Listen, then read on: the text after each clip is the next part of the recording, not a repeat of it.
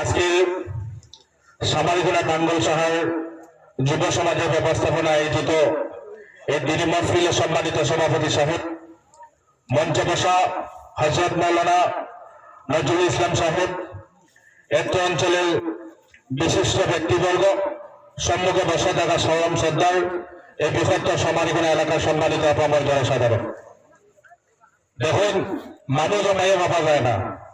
আর ওয়াজের মহফিল অ্যাকচুয়ালি আমরা বক্তব্য দেওয়াটাও ঠিক নাই। গতিকে আপনারা এটার লেগে হয়েছে আমার এলাকা, আমার বাড়ি, আমার গাঁও, আমার সামারিগুনার জামাই।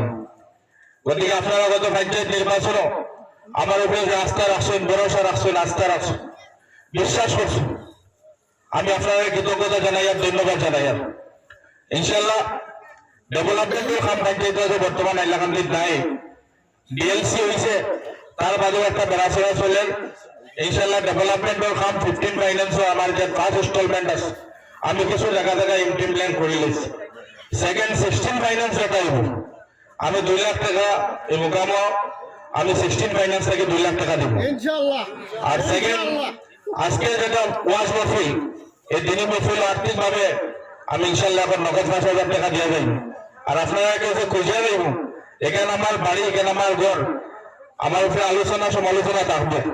আলোচনা সমালোচনা থাকলে, আলোচনা সমালোচনা করলে আমি খুশি পালা ভাই, আর আমি মনে করি যে আমি কিছু একটা করতাম পারি বা আমি আলোচনা করছি।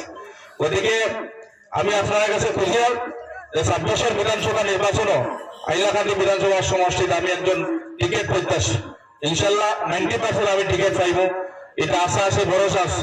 গতিকে পুনর্বার এই এলাকার ভাই বা পূজা ছেলে বন্ধু হিসাবে আপনারা আমার সাহায্য করবা, সহযোগিতা করবা।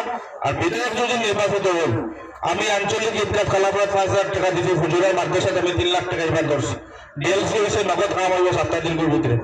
16 ফাইন্যান্স হতে লেগে হয়েছি, 15 ফাইন্যান্সের টাকা আমি অলরেডি আমার কিছু স্কিম আসলো, আমি জায়গায় জায়গায় দিলেছি, কমিটমেন্ট আছে ইলেকশনের সময়। 16 ফাইন্যান্স আইব, আমি ক্যাশ 2 লাখ টাকা আমি মোকামো দিয়া দিব। আর এখন নগদ আমি 5,000 টাকা দিব। গতিকে ওয়াজ মহফিল হিসাবে নজরুল সাহেব আমার দোয়া করবা। আপনার কাছে খুশিয়া আশা রাখি আমি আমার বক্তব্য শেষ করলাম। আসসালামু আলাইকুম ওয়া রাহমাতুল্লাহি ওয়া বারাকাতুহু।